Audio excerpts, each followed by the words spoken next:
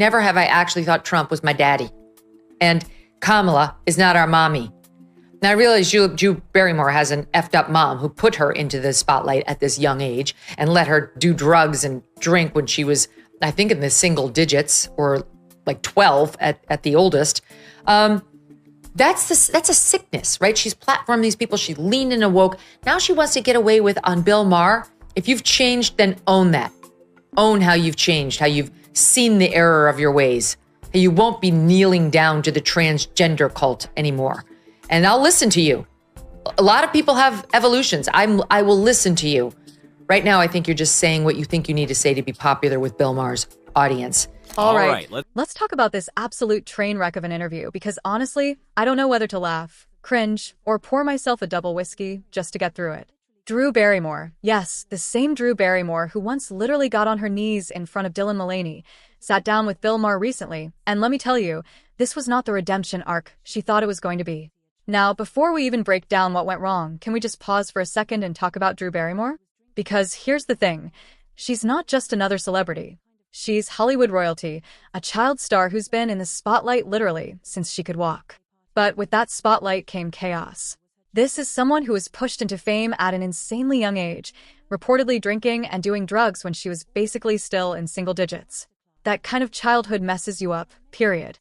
And now, decades later, she's still floating through Hollywood like a lost balloon at a kid's birthday party, untethered, directionless, always trying to figure out what the crowd wants her to be. This interview with Bill Maher was supposed to be her big, candid moment. The problem is, candid doesn't work when you don't even know who you really are. What we got instead was a masterclass in awkwardness, hypocrisy, and Hollywood doublespeak.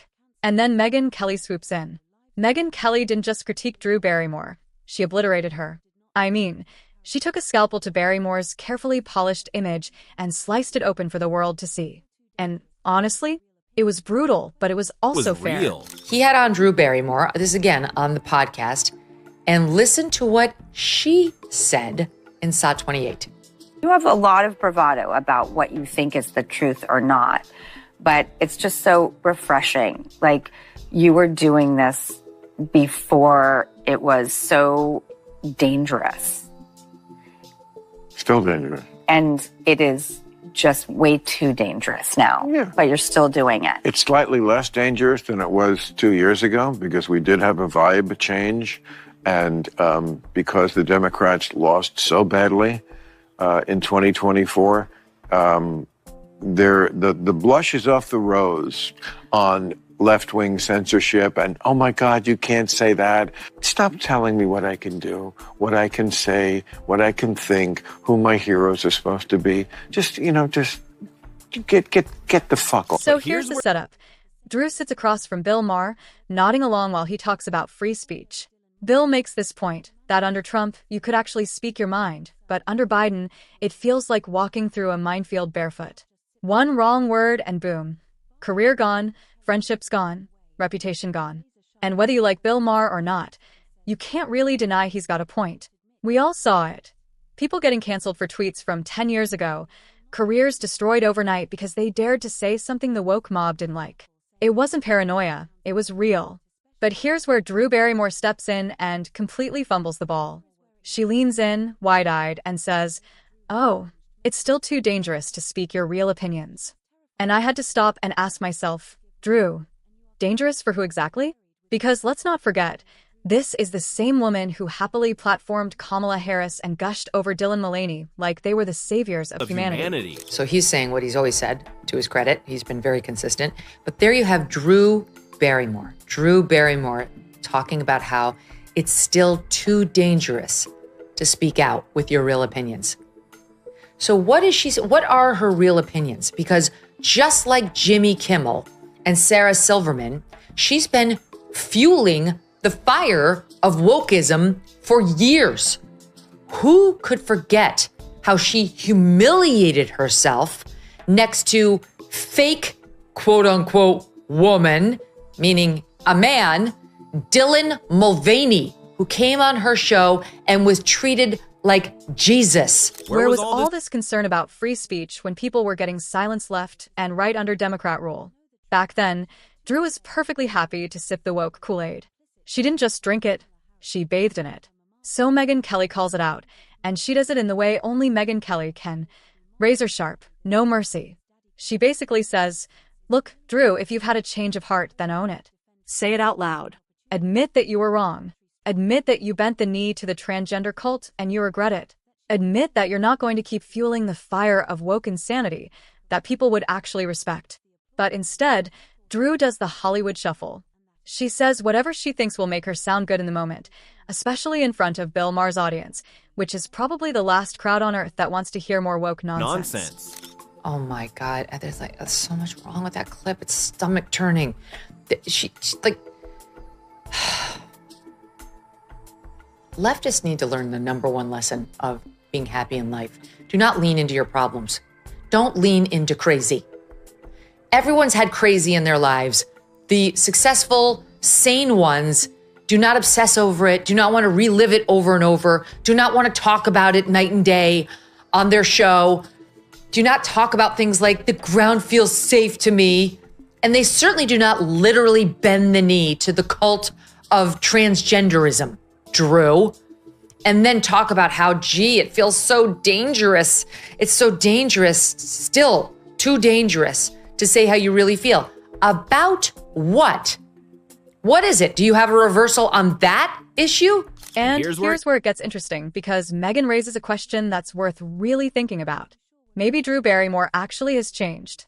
Maybe she does have doubts about all the woke talking points she's been parroting. But she's too terrified to say it. Because, let's be real, the woke mob doesn't forgive. If you stray even an inch from the script, you're done. It's not like normal politics where people debate and move on. No. In woke culture, if you slip up, they will cancel you, drag you, and make sure you never work again. So maybe Drew does see the cracks in the ideology. Maybe she does regret kneeling to Dylan Mulvaney on national TV. But instead of saying it, she hides behind vague, it's dangerous language. And that right there is the problem. That's the sickness. Because if you know the truth but you're too afraid to say it, you're complicit. And Drew Barrymore is absolutely complicit. She platformed Kamala Harris. She literally called her Mamala. Like, come on. It doesn't get more cringe than that. Take a risk. You're in a safe space with Bill. Maybe he should have gotten her down on the floor and she would have said how she really felt. You continuously vote for the party and the people who push that bullshit on us. You, madam, are complicit. You hosted Kamala Harris, who says, we all need to be woke. We need to be woke because we just do. That's your person who you actually had on your program and wanted us to call Mamala. Politicians aren't our parents, and they sure as hell aren't supposed to be our mommy or daddy. The whole Trump is daddy, Kamala is mommy nonsense is just embarrassing. Politicians aren't there to hold our hands. They're supposed to lead, defend freedoms, create opportunities, and keep the country strong. We don't need babysitters. We need leaders. But Drew doesn't see it that way. She plays into the fantasy. And you know why? Because she's still that Hollywood child star, conditioned to perform, conditioned to say whatever keeps the audience clapping. It's not authenticity, it's survival.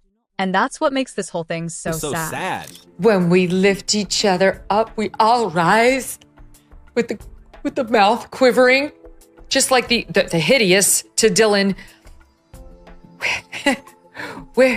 Where do you find the strength to keep being the joy? Where do you find the strength to keep being the joy? Oh my God, she's too far gone. This is what happens when you become a Hollywood actress as a child. You lose your id. You don't know who you are. You're just floating. You're like the Martian, the astronaut disconnected from the spaceship. You're just adrift in space, untethered. You don't know who you are. Where do you find the strength to keep being the joy? Let's not forget, this is the same Drew Barrymore who got down on her knees in front of Dylan Mulvaney. She literally bent the knee to woke ideology on live TV. And now she's suddenly talking about how dangerous it is to express opinions? Dangerous to who, Drew? Because you sure weren't worried when the mob was silencing conservatives. You weren't worried when entire careers were being destroyed back then. You were perfectly fine cheerleading for the cause. The only reason you're suddenly nervous now is because the tide has turned.